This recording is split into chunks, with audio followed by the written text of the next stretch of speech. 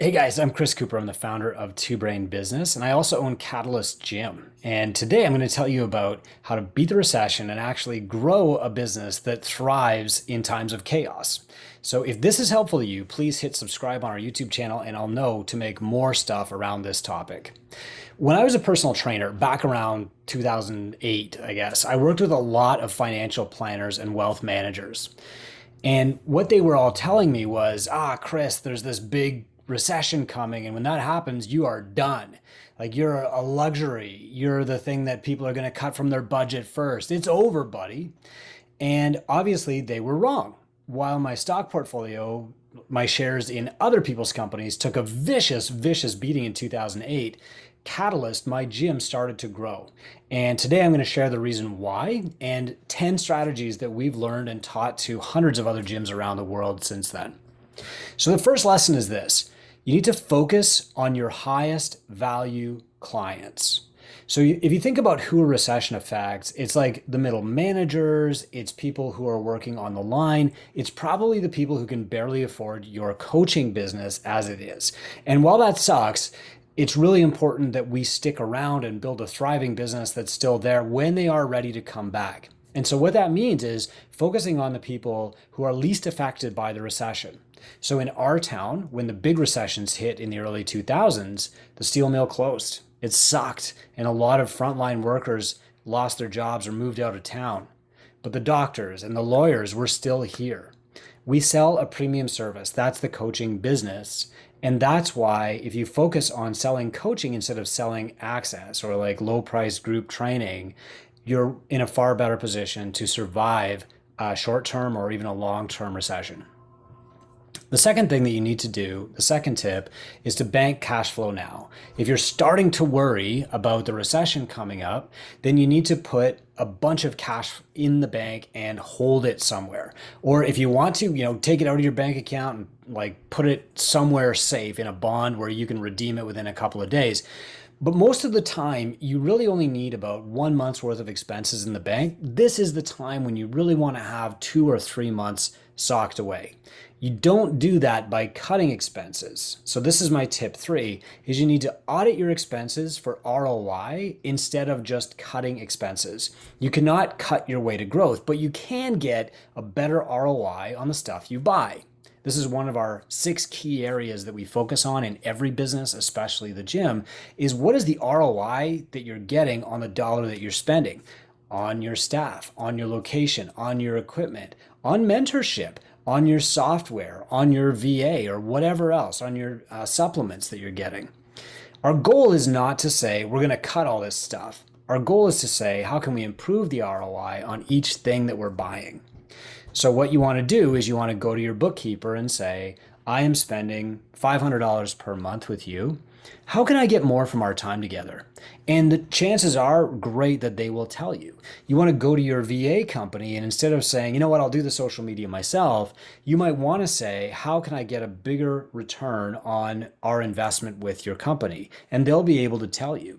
And you want to go to your mentor and say, what can I focus on to get a greater return on mentorship? And the mentor might say, let's put our long-term hiring plan on hold for 3 months and focus on increasing your average revenue per member, for example. And so the key here is that you made these investments and these things that show up on your expense line for a good reason, right? You're smart and you chose to invest in those things. This is the time when you need to maximize that investment and really wring all the value that you can out of them.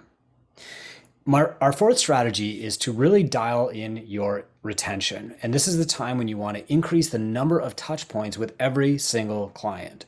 So during the first few months of lockdown, we said talk to every client every day if you can, or at least get on a text or a phone call with them 3 times a week, explain exactly what they're doing in their workouts, why that workout is really important to their specific goals, and how hard you want them to go in that workout.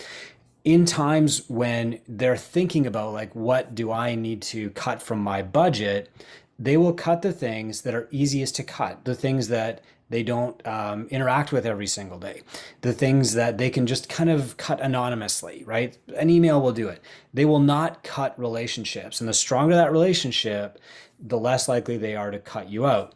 Strengthening the relationship means increasing the frequency of touch points. And so really go from one touch point to three a week. And I mean outside the gym too, like text them, call them, Facebook message them, tag them in posts, etc. Okay. Number five, and this might be a new strategy for a lot of you, is to define your only statement. And over the years, this has been called like unique selling feature or value proposition or whatever. What is the one thing that only you do that nobody else does?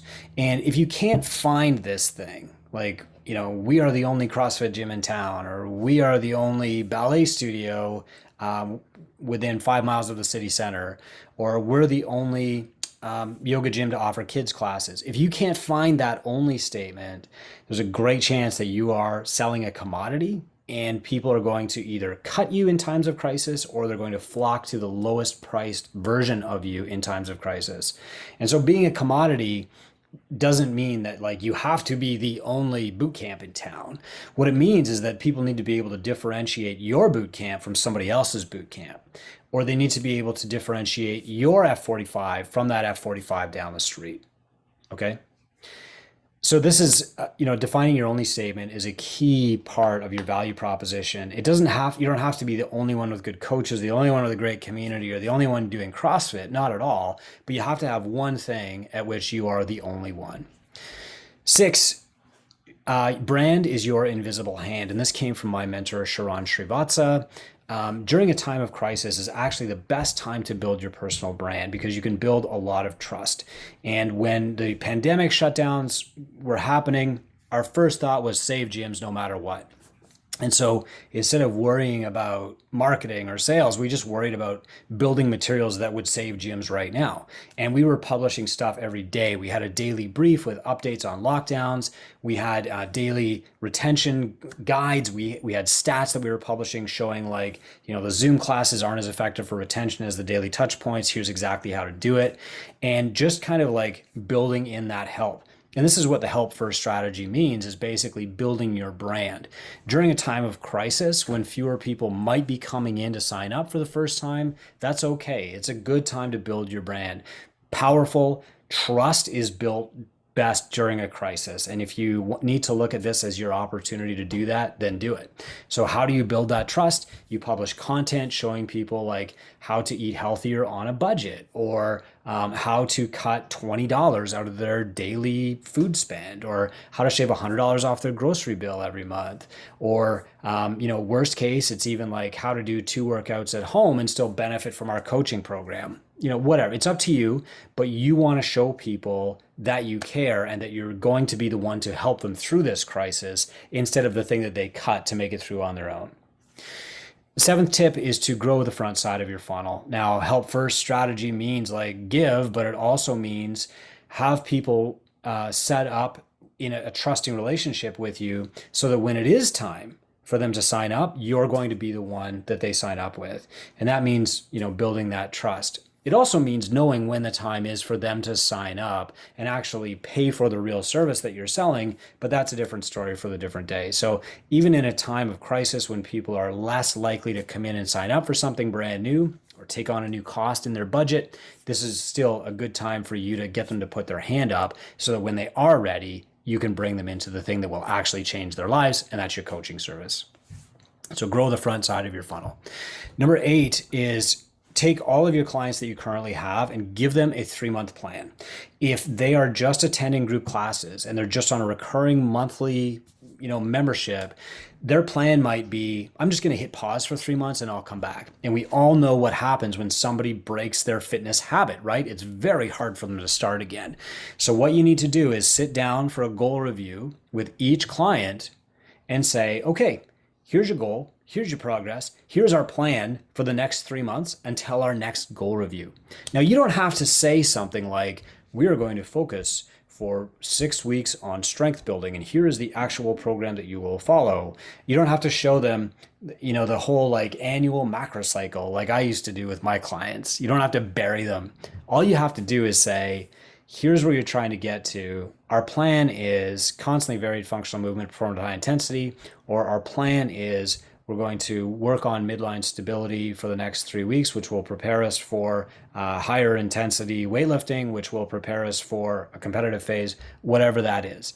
You need to show them that you're thinking of their future and connect them to that future, which will make that future state irresistible, which will keep them doing the things that are on the path to that future. So show them a 3-month plan, show them that you're thinking of their goals individually instead of just, here's our programming. Number 9 is avoid fragile models. So for example, the gyms that really suffered during like pandemic lockdowns and the gyms that always suffer during recession periods or periods of like economic uncertainty are the big fragile models. So of course, the 24-hour fitness model, that's going to suffer. It's just access only. But in the coaching world, if you're coaching big giant group classes, that's a fragile model in times of economic uncertainty. Part of that is the perception of a commodity that I talked about earlier. Part of that is lack of relationship. What you really want to focus on is if you're selling group classes, you want to keep your classes tight, like size 7 to 13 clients have the best retention according to our data set across 16,000 gyms. You want to have a model that includes goal reviews. You want to have a model that includes some personal training. You want to include a model that has like nutrition coaching. The more touch points, the better. And the more angles that you're coming at the client, the better for retention too. Because it's hard for them to fight their way out of the web if you're talking to them about nutrition and you're talking to them about their habits and you're checking in on their weekend and you're coaching their fitness too. So avoid fragile models if you can. Number 10, and this is really kind of removing fear from the equation, because when we're scared, we do crazy stuff, right? Like we shift the model or we panic and we just like draw the blind and try to hide. Instead of feeling these feelings of panic and stress, what I'd like you to do is turn around and help another gym owner. So there are probably people in your town, in your city, who are struggling right now. They don't know where to go for help. They don't know what to do. Share the video with them, or share, one of our other hundreds of resources with them, or just call them up, take them for coffee and give them advice. Like tell them your experience and what's helped them. This always calms me down. It always alleviates stress. It shows me like, okay, Chris, you're in a good place now. And it makes me kind of appreciate all the hard work that I've done to get here. Just knowing that I've helped somebody else, that is so worth it for me. And that really helps me in times of stress. And so I strongly encourage you to do that. Find one gym owner in your town who's doing less well than you are. They're a little bit behind you. Call them up and offer your experience. Now I've got an 11th tip here, because I hope this doesn't happen to anybody, but sometimes it's unavoidable. Like the worst case scenario happens, everything goes south. And so I just want to remind you of your priorities here. Your gym exists to serve your family. Make decisions that will serve your family best first. Your gym is built around your clients. You have a client-centric business, and that means your clients come second because they support the gym that supports your family, right? They return the value that you give them with the value that they can give back, which is money. They come second. Your staff comes third. Their job is to support the clients that support the gym that support you.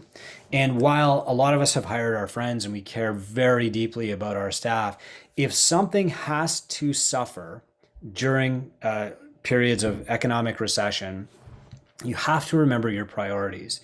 Entrepreneurship is tough, but you have to constantly ask yourself, like, am I willing to make a coach cry, or am I more willing to make my wife cry? And sometimes you have to do hard things. I hope you don't. I'm optimistic that this recession is going to be shallow and short, but all of these things are things that if you do right now, you'll actually improve your business later on. You'll come out stronger. A lot of us found that during pandemic lockdowns and stuff, that the one bright spot was they served as a forcing function to make these changes, move to a prescriptive model, diversify our services, audit for ROI, and all the other tips that I've given you. Hopefully this helps. These are the things that I always come back to grow my businesses during economic downturns, and I really want to see you grow yours too.